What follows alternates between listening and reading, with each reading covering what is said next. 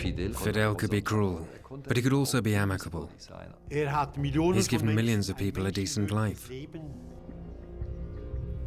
He believes that he has the true path to the egalitarian nirvana, and that those who oppose him, therefore, are enemies. A man with exceptional leadership skills and an equally exceptional actor. He was admired and hated, but the man behind the facade of the revolutionary leader remained a great unknown entity. Who was Fidel Castro? January 1959, the most exciting times in the history of Cuba. Fidel Castro and his fighters will enter Havana as the victor. They chased the dictator Batista out of the country. Now everything seems possible. A young country where a bunch of young people now call the shots.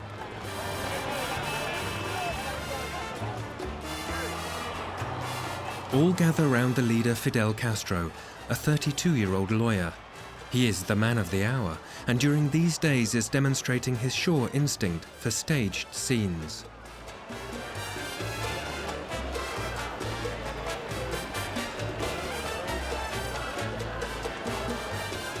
Peace doves land on him.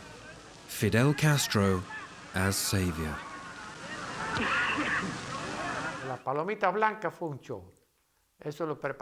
The thing with the white dove was a show.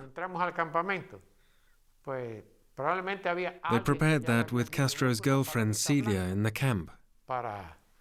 They probably wanted to give the impression that they were committed to peace. I know some skeptics said, oh, it was a trained dove. My response to that was, that's even more impressive. You mean during the 2 years they've been up there fighting this guerrilla war, they've been training that dove to come back and land on his shoulder? That's politics.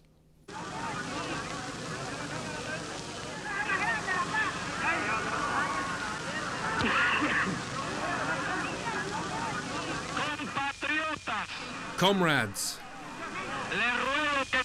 I ask you to please calm down. To be as calm as possible. That's no way to lead a revolution.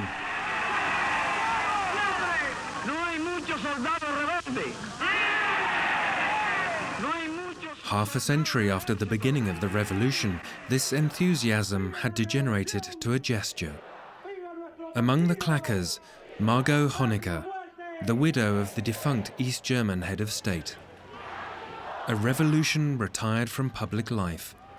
Their leader, an ossified monument.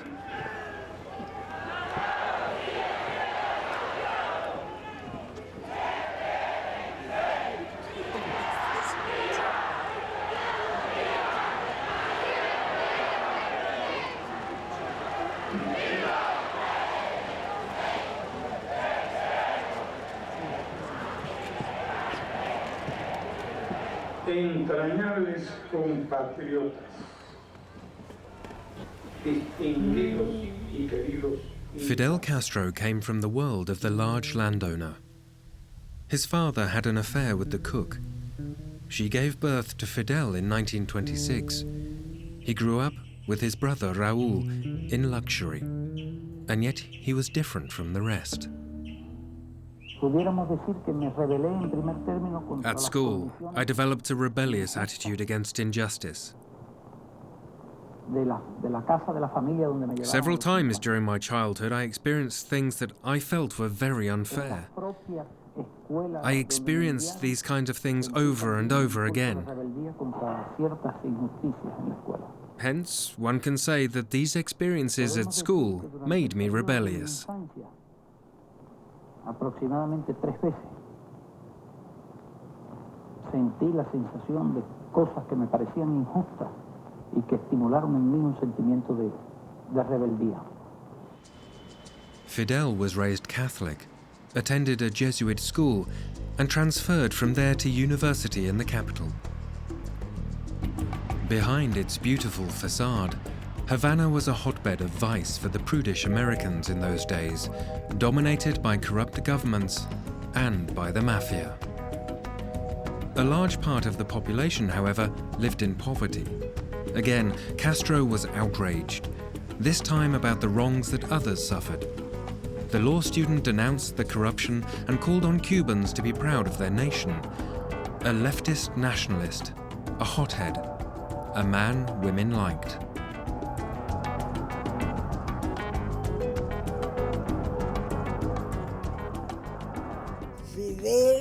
Fidel Castro was one of the handsomest men in the university.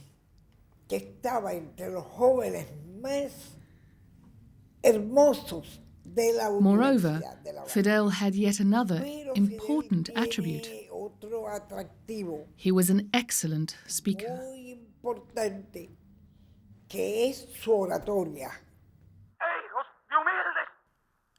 Castro developed a sense of what people wanted to hear. A populist was born. A philosophy student soon succumbed to Castro's charisma as well. The girl came from a good family, like himself. Mirta Diaz-Balart. She was the wife of the dreams and aspirations of Fidel Castro. Graceful and voluptuous. Supposedly, he later regretted not having treated her better. 1948, they got married. Befittingly, the couple spent their honeymoon in Florida and then travelled on to New York. There, Castro bought Capital by Karl Marx, but did not read to the end. He was fascinated by someone else, former US President Roosevelt. As a student, Castro had congratulated him on his re-election in a letter and begged him for a $10 bill. At that time, Castro felt drawn to the US. He was a good baseball player and thought of switching to the American League as a professional. A brief flirtation with the big neighbor. The Yankees, the most famous baseball club in the US and in Cuba that Fidel Castro also liked, made him an offer. And Fidel said he would like to study the American baseball techniques.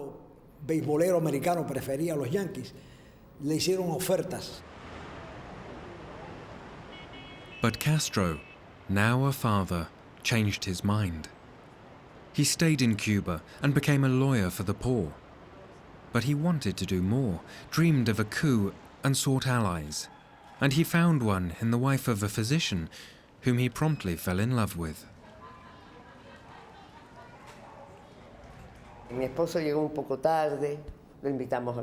My husband and I invited him to dinner.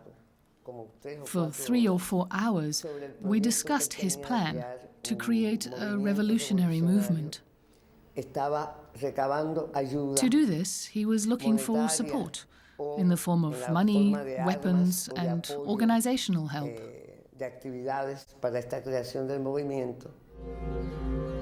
Castro's plan was bold.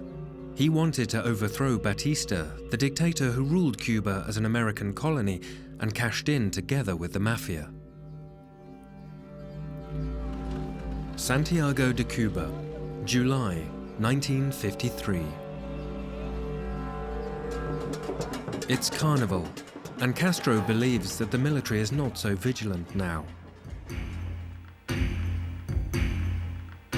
With a troop of scantily armed followers, Castro wants to take the Moncada barracks, the second largest garrison of Cuba, and trigger a national uprising. The attack fails. The military captures most of the troops, and more than half will be massacred. Fidel Castro has overestimated his strength. He himself escapes a hail of bullets until he is caught and thrown into prison. From there, he organizes the reconstruction of his troops and writes tender letters to Nati, his new love. Fidel's letters are very beautiful, very emotional. Our relationship was sentimental, passionate, and more intellectual than other relationships. ¿Qué otro tipo de relación? After 1.5 years, Castro is released. At his reception, Mirta is missing, as the marriage had been annulled. Nati picks him up. Death threats are forcing Castro into exile in Mexico, but first he spends passionate days with Nati. A year later, Alina is born. It takes a long time for Castro to accept his daughter. Since a falling out with her father, she's lived in Florida. For all his appreciation of women, he is very impatient. He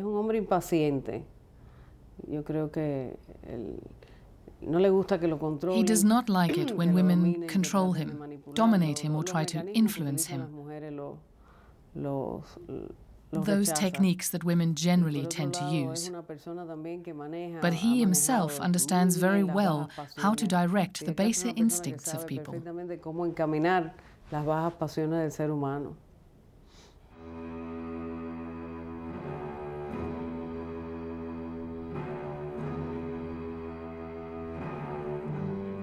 November '56. Castro returns from exile with 81 guerrilla fighters on a shipwrecked boat, armed. No revolution worthy of the name can be peaceful. Che Guevara has coined a phrase that is absolutely true. He says, "The guerrilla fighter is an armed teacher." Where there is no free speech and to convince the oppressor, you have the freedom to create liberty with the gun, so you can talk to the oppressor. Is Castro a daredevil? Upon landing, 2/3 of his troops were either killed or arrested, but he acts as if he is leading an army. In fact, he never has more than 320 men against 10,000 government soldiers. We gladly suffer cold and rain and the hardships of life in the mountains. But Batista soldiers care when they are sent up here. Since his exile in Mexico, Che Guevara is at Castro's side, a doctor from Argentina who is passionate about Karl Marx. These two constituted a hybrid creature, embodied the perfect man, the new man, with great empathy and concern for others, dedicated entirely to the work and sacrificing themselves for a just cause. And once again, a new woman is at Castro's side, Celia Sanchez. The resolute guerrilla fighter remains his most faithful companion until her death in 1980. Fidel said, "You do what I want or you keep your mouth shut." Celia was Catholic. A Catholic and such a strong-willed Marxist, which resulted in a tension that was too much in the long run. So Celia resigned and became only a poor appendage of Fidel Castro. 1959, the hour of the victor. Commander Fidel Castro is looking for new headquarters. After years in the mountains, he considers a luxury hotel to be appropriate. There he shows himself to the American television audience, in pajamas. This week, Fidel, as everyone in Cuba calls him, has been away in the hill country, where he made his home for 2 years. A few hours ago, he returned to his apartment on the 23rd floor of the Havana Hilton Hotel. Good evening, Fidel Castro. Tell me, Fidel Castro, are you concerned at all about the communist influence in Cuba? Oh, I am not worried because really there is not threat about communism here in Cuba. You want? Fidelito. Hello, Fidel Jr. Hi. That's a very good-looking puppy you have there. Is he yours? No, it's somebody gave it to my father for a present. Uh-huh. Do you have a dog of your own? Yes, I have 2 dogs. 2 dogs? What kind of dogs are they? Well, of all the little. Just small ones, huh? Fidel, when was the last time you were in the United States? Well, I was in the United States from October to December in 1955. In 1955? Yes. When do you think you'll be visiting us again? Oh, well, I choose the life. I think when I have a chance. 4 months later, Castro flies to New York at the invitation of American publishers. He has no idea that the US government had recently discussed his assassination. Castro is affable. He has nothing to do with communism, he reiterates. That goes down well with the New Yorkers. Castro has become a master of self-promotion.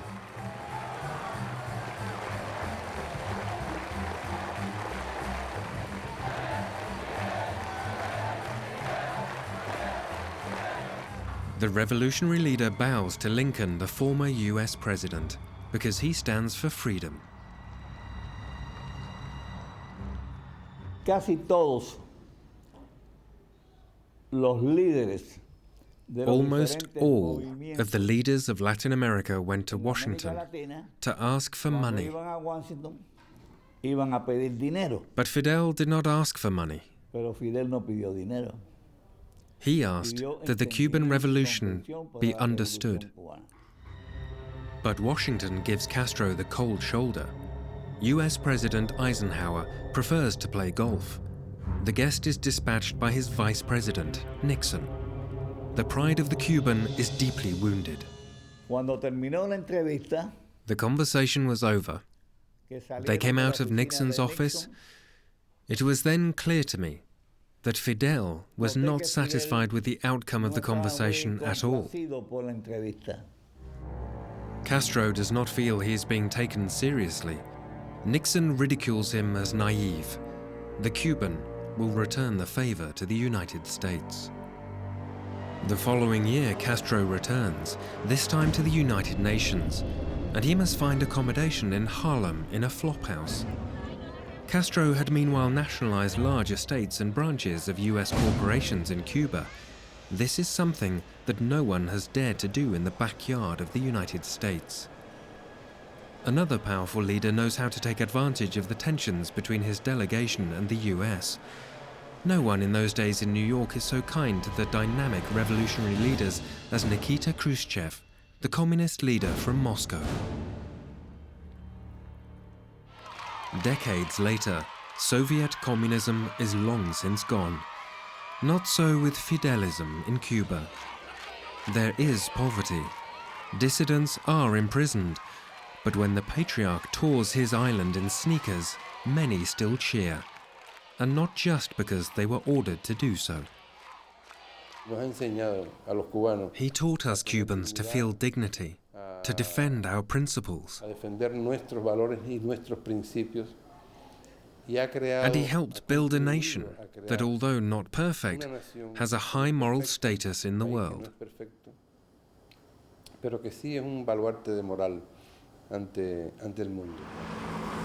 Castro the socialist has achieved a lot in Cuba. The enormous social inequalities have been eliminated. The health system is considered a model for Latin America. Since Castro's revolution, there is hardly any racism. The school enrollment is 100%. Fidel Castro, a Cuban bringer of salvation?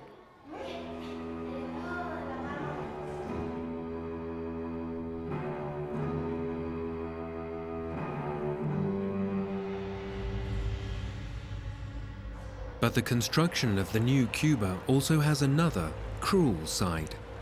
Many got to feel Castro's wrath, among them Huber Matos, one of his closest companions. I didn't want to go along with it anymore. I had come to believe that the revolution, more or less obviously, had developed into a communist dictatorship. Commander Matos resigns in 1959. This is something that Castro cannot forgive. He has Matos arrested as a counter-revolutionary. The order has to be carried out by another companion, Camilo Cienfuegos. But he calls Castro first. Camilo ends the phone call. Fidel must have said something outrageously offensive to him. Camilo just sat there stunned and was completely pale. When I saw his face, I knew. This is where the career of Camilo Cienfuegos ends. Camilo Cienfuegos carries out the command and locks up his friend. A few days later, he disappears from the scene without a trace, on the way to Havana, together with his airplane. I have no doubt that the Castro brothers killed him. It may have been so or not. You should not be too quick to judge here. In Cuba, everybody is rational. Fidel Castro is not Tarzan or Batman. He's very rational. How else can you explain that such a man ruled a country directly across from the United States for decades? He acts with great deliberation, very pragmatically. Why would he have killed Camilo? One thing is certain: what Castro did with Huber Matos. In a show trial, Matos is branded a traitor to the revolution, was sentenced to 20 years in prison, and tortured. They pinched my testicles, injected me with some kind of fluid or liquid, and stabbed my penis. They did terrible things to me. From the start of the revolution, Fidel Castro shows two sides. There is the ruthless power freak and the intellectual, with a sense of humor and flair for indulgence. Privately, Castro lives in a middle-class residential area surrounded by books and his rifle.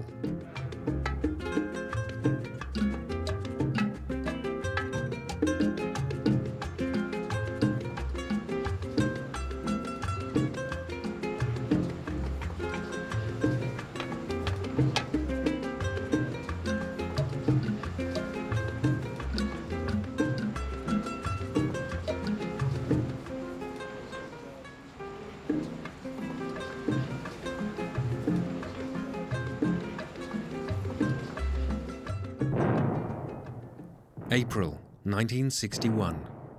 Cuban exiles supported by the CIA want to overthrow Castro. The Bay of Pigs invasion. But Castro fights them off. As a commander, he is in his element. He's a man who knows no fear. He has no fear of losing his life. The threat also represents an opportunity for Castro. Over 1,000 attackers are captured, and Castro presents himself as a man who cannot be forced to his knees by the United States. Now he declares his country a socialist state. The Americans react like at the touch of a button. The CIA and Cuban exiles carry out acts of sabotage. Even Castro himself is still in its sights. He learns to live with the risk, always changing his whereabouts, sealing off his private life.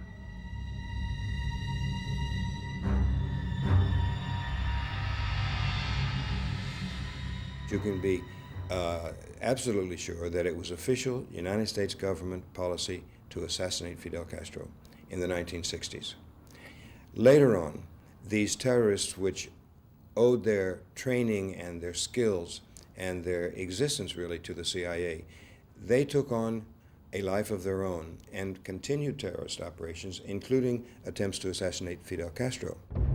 Help comes from the Soviet Union. In the summer of 1962, it secretly ships nuclear missiles to Cuba.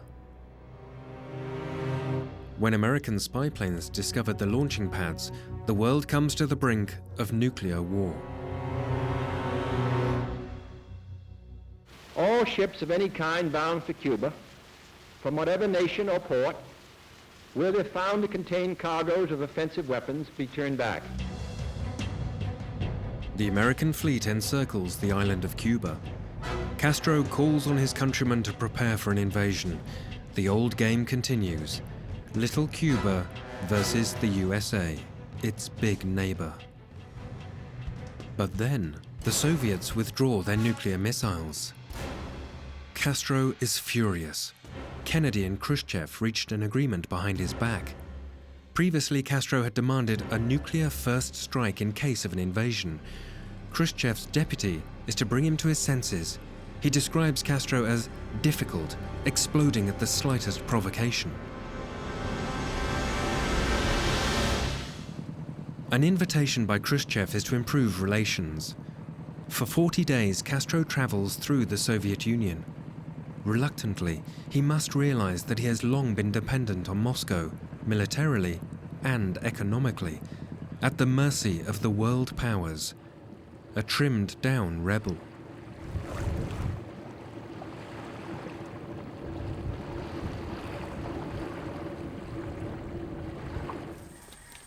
Here, Castro learns from Khrushchev how the horse trading with Kennedy transpired.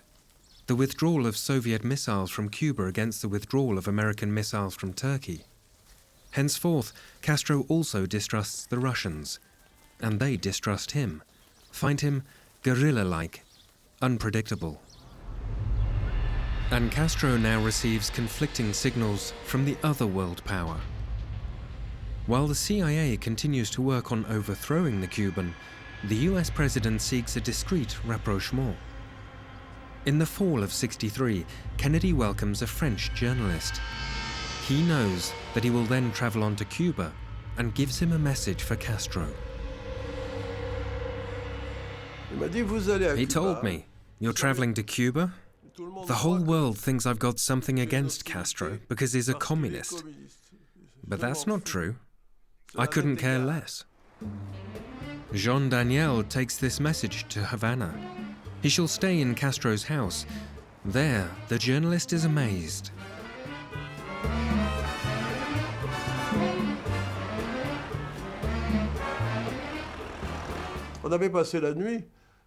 In the room where my wife and I had spent the night hung a large crucifix. Imagine, in the house of the revolutionary leader who is communist and against the church, there is a large crucifix in every room. Daniel delivers Kennedy's words to Castro. It is November the 22nd. Castro told me, "You know, you're a peace ambassador." And I said, "Why?" And he said, "Because what you told me tonight shows that Kennedy, who wanted to kill me, has changed his mind. And me, with my relationship that I had with the Russians, I've changed my mind too. Perhaps there is a chance to come to an understanding with this man."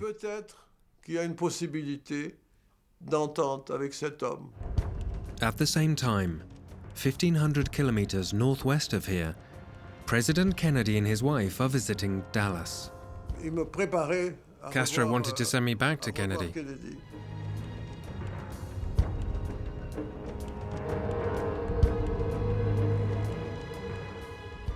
Suddenly the phone rang.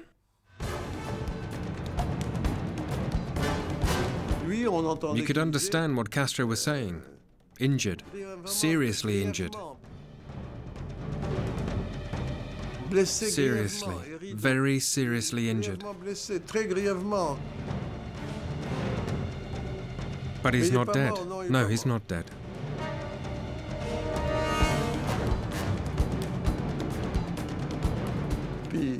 Ten minutes later, Cuba's president calls saying, "Kennedy is dead." Castro tells me, "Your peace mission is over. Now the whole world will believe I was behind the assassination, although Kennedy could have been the first US president that we could communicate with." Kennedy's successor shows no interest in easing relations with Havana. Henceforth, Castro remains a stone in the shoe of all American presidents. Richard Nixon even takes the enmity with Fidel Castro personally.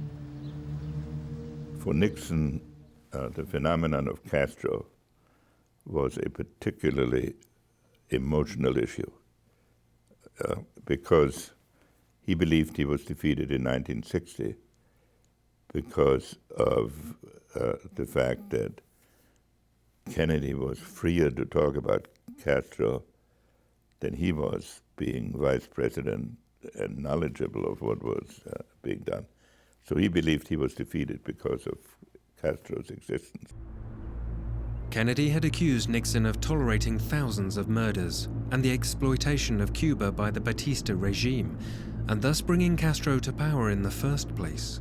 Then in 1962, he felt he was defeated for governor in California because the Cuban Missile Crisis occurred at the precise moment of the election, so that to prevent the emergence of another Castro, was an article of faith with Nixon, and an issue in which he was more active than on any other single issue that I dealt with him.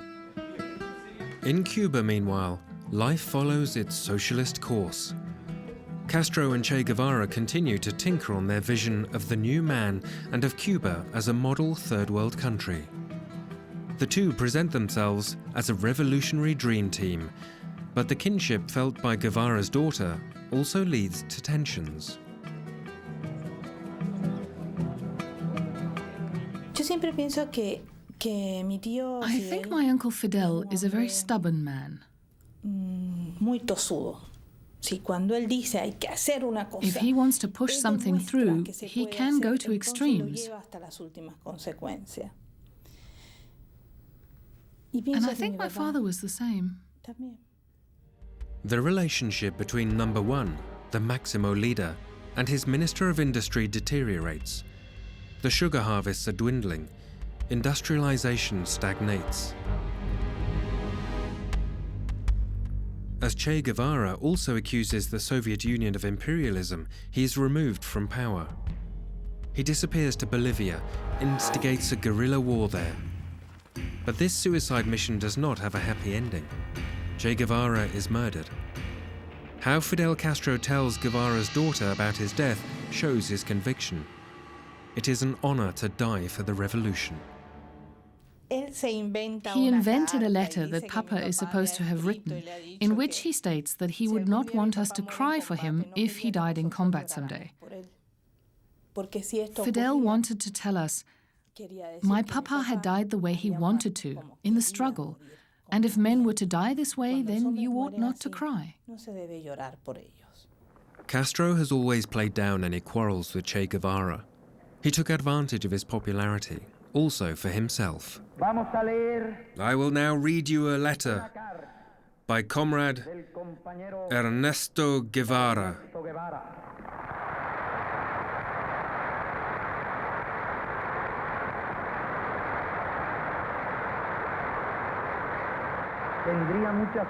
There is much that I want to tell you and our people, but words cannot express that which I want to express. Until victory, fatherland, or death. I embrace you with all my revolutionary fervor, Che.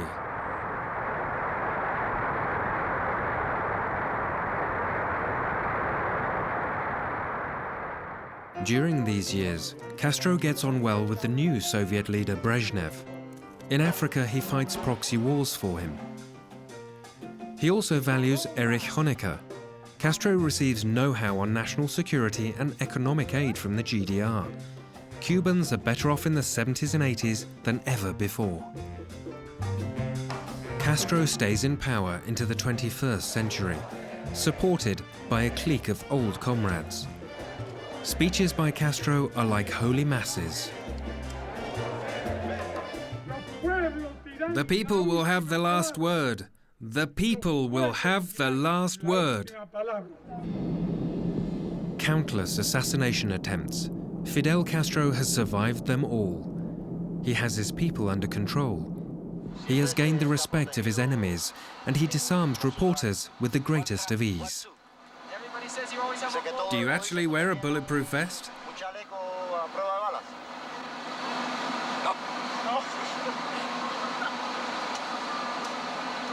I will land in New York like this. I will land in New York like this. I have a moral protective vest. Spring of 1989. The Cold War is almost over. Gorbachev comes to visit. The whole world expects the Soviet leader to demand reforms. As he tells Honecker, life punishes those who come too late. But Gorbachev restrains himself. He knows why Castro became a hardliner.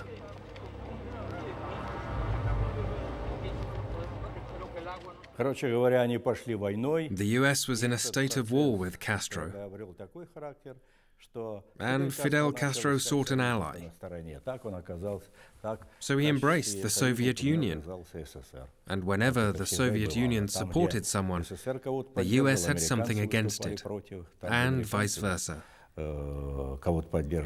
That's why Fidel Castro became a communist. In the 90s, too, Washington maintains its economic blockade erected since the 1960s and achieved the opposite effect. Castro uses the pressure from the US to stabilize his power in Cuba. Castro plays David to our Goliath beautifully, and we give him the opportunity to do it month after month after month. Castro has become mellower in old age. During the visit of Pope John Paul II in 1998, he does not wear his usual military fatigues. He bows before the Pope. Then, in 2004, Castro topples, physically. His supporters sense even Castro's omnipotence is finite. And in 2006, a serious intestinal surgery confines him to his sickbed. He is now tenaciously trying to keep his revolution on track from there and get back on his feet again. Fidel hatte ja 2004 schon mal einen Ausfall. Fidel already had an absence in 2004 after his severe fall in Santa Clara. Raúl then took over power and also helped ensure that members of the family took over important positions and acted as a substitute. And all others were practically pushed aside. Early 2007, Raúl Castro is now appointed successor to his brother, but the elderly Fidel does not want to see himself forced into retirement. With occasional comments and public gestures, he wants to make it clear that he and Raúl are one. But what will become of Cuba without Fidel Castro?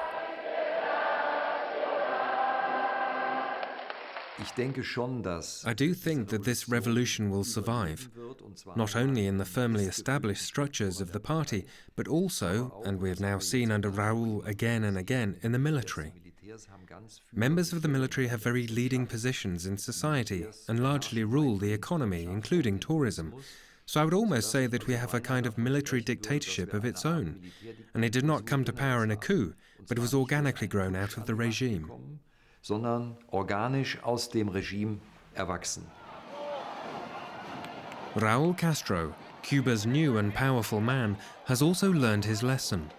The revolution needs heroes, and Cuba needs Fidel as a legend. Fidel is Fidel. We all know Fidel is irreplaceable. The greatest achievements today, after 50 years of the revolution, the disappearance of hunger. There is no malnutrition. No one among the 11 million Cubans dies or suffers from hunger.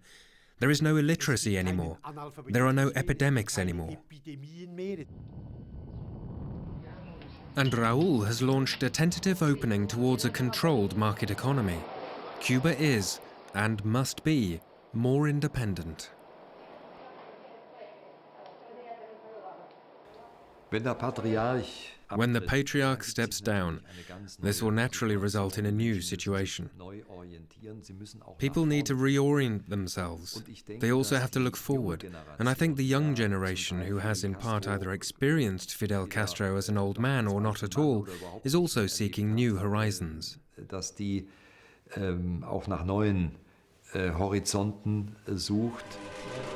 the end of his life, he is also seeking his peace with God. In 2012, Castro and his girlfriend Dalia welcomed Pope Benedict XVI. I was in Beran, at the house where he was born. Crucifixes everywhere, images of the saints, it's unbelievable. So, he was Catholic, sure. And that's not something you can just wipe away. I think Fidel is a lot like the Jesuit Ignacio de Loyola, but also like Lenin and Karl Marx. The result of decades of Castro's rule, any opposition in Cuba has no chance. Instead, hero worship according to the Soviet model. For decades, Cuba's spiritual life was restricted. This large landowner should have left his finca to younger people a long time ago. But Castro had changed his fate to that of Cuba, and vice versa. It was electricity and cha-cha-cha. It was a special revolution. And back then I believed that perhaps it is possible for somebody to do things differently from the other revolutionaries, socialists, communists. Very quickly it became clear to me, he's just as bad as all the other dictators.